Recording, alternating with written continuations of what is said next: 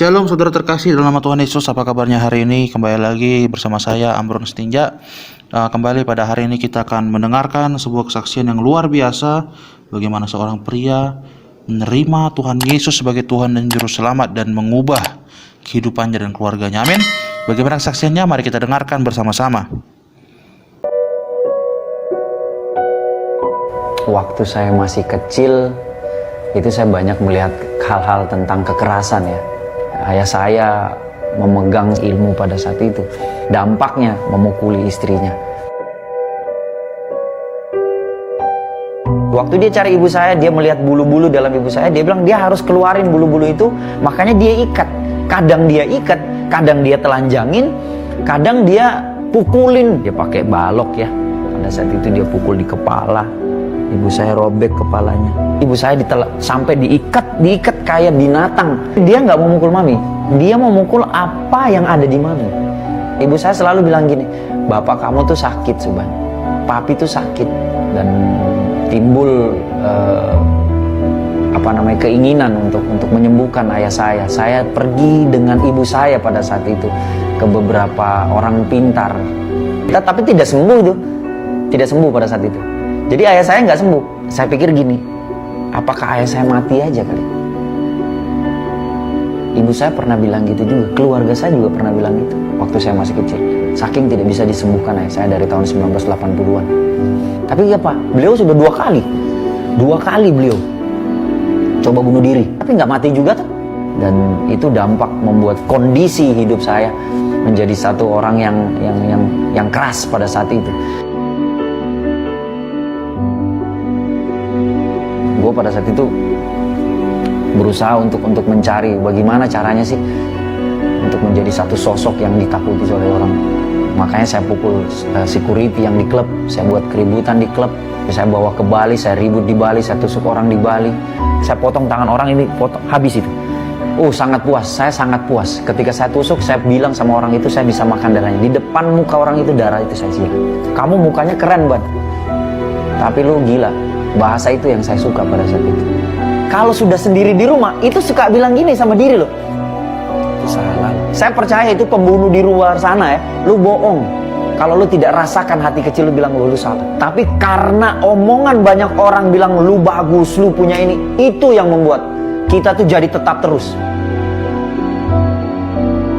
Tahun 2006, 2005 pada saat itu, saya ketemu dengan satu pribadi.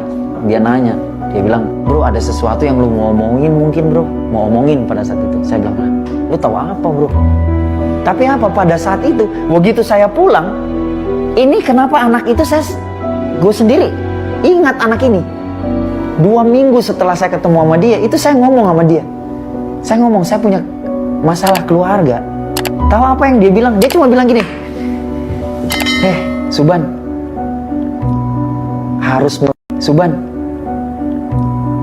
harus melalui lu dulu, baru seisi rumah diselamatkan.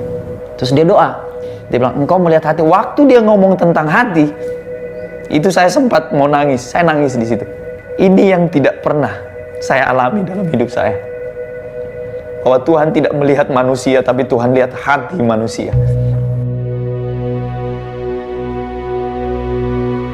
Itu ada hari dimana saya telepon ayah ke daerah.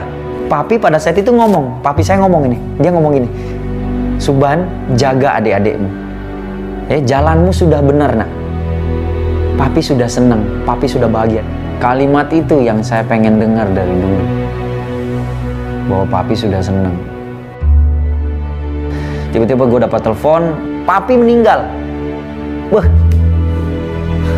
Di situ momen dimana gue sendiri jatuh, tapi apa?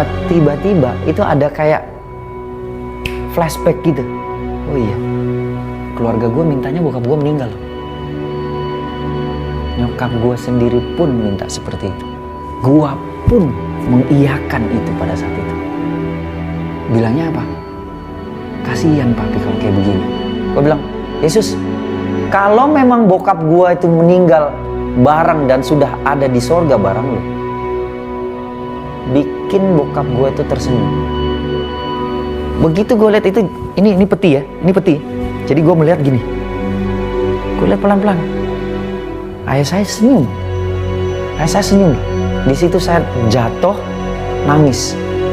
Kenapa baru sekarang saya percaya Yesus satu pribadi yang bisa menyembuhkan segala macam hal? Cari Yesus. Dia pribadi yang sangat bisa merubah. Jangan berhenti untuk berdoa, bro. Jangan berhenti untuk berdoa. Jangan tahan sesuatu yang baik itu mau masuk dalam diri. Saya Muhammad Subhan. Ini aku. Luar biasa saudara, bagaimana saudara telah lihat kuasa Tuhan Yesus yang bisa mengubah, kuasa Tuhan Yesus yang bisa memulihkan kehidupan kita. Amin saudara. Oleh sebab itu saudara, kita harus tetap senantiasa beribadah, senantiasa percaya saudara, dan senantiasa bergantung kepada Tuhan. Jika engkau ingin selamat, engkau harus menjadi salah satu pionir saudara.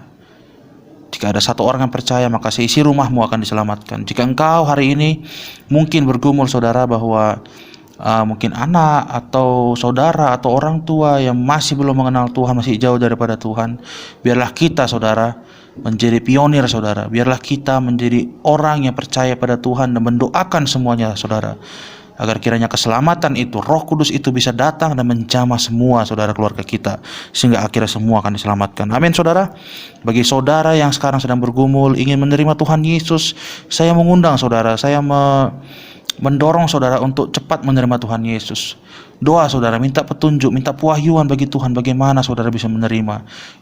Doa agar Tuhan memberikan waktu, tempat, situasi, bahkan orang-orang yang pas saudara untuk saudara, agar bisa saudara menerima Tuhan Yesus sebagai Tuhan dan Juru Selamat. Dan bagi kita saudara yang sudah percaya, kiranya kesaksian ini bisa semakin menguatkan iman kita dan bisa menjadi kesaksian yang merubah hidup kita. Amin. Saya Amron Stinja, salam dari Khotbah Pendeta Channel. Tuhan Yesus memberkati. Shalom.